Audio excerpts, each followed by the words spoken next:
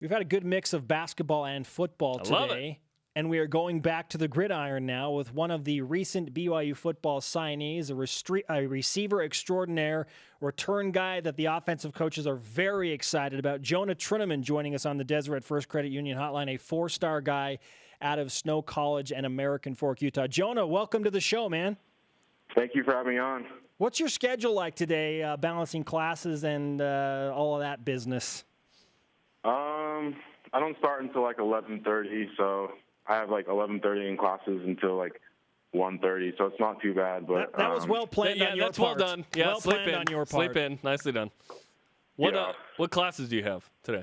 I have a geography class and a like a study skills kind of class.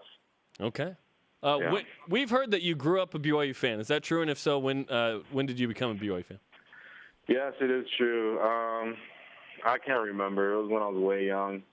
I remember going to BYU games and watching like Curtis Brown play and John Beck and all those guys play. So I've been a BYU fan pretty much my entire life. I feel super old that you said when you were a kid you saw Curtis Brown play because I was in college. I'm not even that old. What the heck, man? Sorry.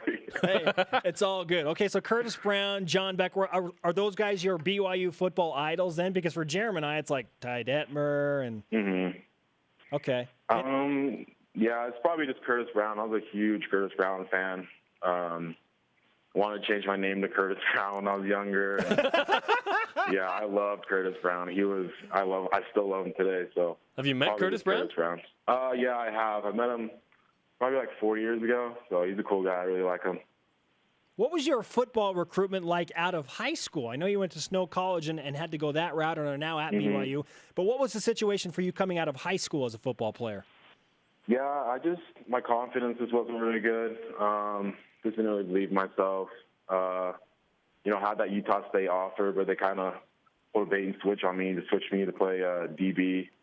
So just decided to go the JC route and worked hard for 2 years, and now I'm going to BYU. Then you go to Snow. What was the recruitment like from Bronco Mendenhall in that staff, and then consequently the coaching change and the impact on your recruitment? Mm-hmm. Yeah, they were my first offer my first season. I felt like I did okay in my first season. They offered me like late November, so it was, I was super excited. It was kind of like one of those dream come true kind of things. So then fast forward to this past season, they left. It was, kind of weird. It's kind of weird to think about BYU without Bronco and all those guys, but I love every single one of the new coaches. They do great, and I'm super excited to get up there and play with them. So amidst all the change and all of the craziness that went in with that with Guy Holiday, a guy that you liked and was the receivers coach at BYU and did a great job going to Utah, did you ever legitimately waver from BYU? No. It was more of, I really liked Coach Holiday, and, I was just out of respect, like, yeah, I'll go listen to what you have to say, what you have to offer at the U, but it was never like, I'm gonna decommit and check out whatever. It was more of like, I respect Coach Holiday and I'm gonna go see what he has to say and go from there, I guess. Yeah, and that's fair. He had been recruiting you, and I know people were like, "What? He's going to look at Utah?" Hey, Coach Holiday was a fantastic guy. We really enjoyed him. But describe to us your game and what you bring to the table and hope to do this fall for BYU. Probably just explosive, big play player. This past season, that's what I really was, just, deep ball or the quick screen kind of guy. And then just also on special teams, just whatever. Let's kick return, So just hopefully just using my speed to, make some big plays and kickoff return also. What's the 40 time? What's the vert? Because we did see that standing dunk. Yeah. Video. Yeah. In high school, I jumped like a 45 at Dave Stroshine's ASAP training. What? But it was. I think it was probably after I graduated, so not really high school. But I don't know the 40 time, but I do know the vertical. So. How was your confidence not high coming out of high school? The vert was high, but the confidence wasn't. I don't know. Tell me about it, right? What happened? What happened at Snow College where you're like, I'm pretty good at football, and the confidence shifted? Shoot, the summer before this past season, I don't know. I just, I committed to BYU, and, I just kind of decided, like, hey, like, I'm, committed to BYU. I think I need to go play like a BYU commit, and that's what I did. So the coaching staff changes, and then this Heisman Trophy winner guy becomes the offensive coordinator. What was that like for Ty Detmer to, call you or go visit you down in Ephraim? Yeah, that was way cool. I mean, he got the job. It was, my dad was talking about all these BYU, his great plays at BYU and how, great of a player he was. And, yeah, it was awesome. He was, a legend. So, it's super cool to meet him in person when he came down to Ephraim, and super excited to work with him and see what he can do for the program. What was your first impression of Kalani Satake, the new head coach at BYU?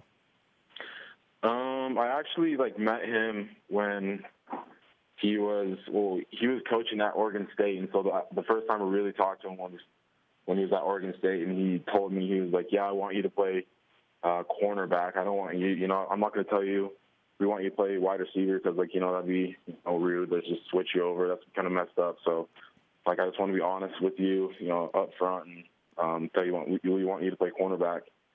So he came to BYU, and first thing he called me when he was at BYU, got the job, he said, remember when I called you and wanted you to play cornerback? And I was like, yeah. And he's like, well, that's not the case anymore. We want you to play wide receiver. We need you for our offense. So, great guy, thankful he's, it showed a lot about him, just saying, you don't want to pull a bait and switch kind of deal with me.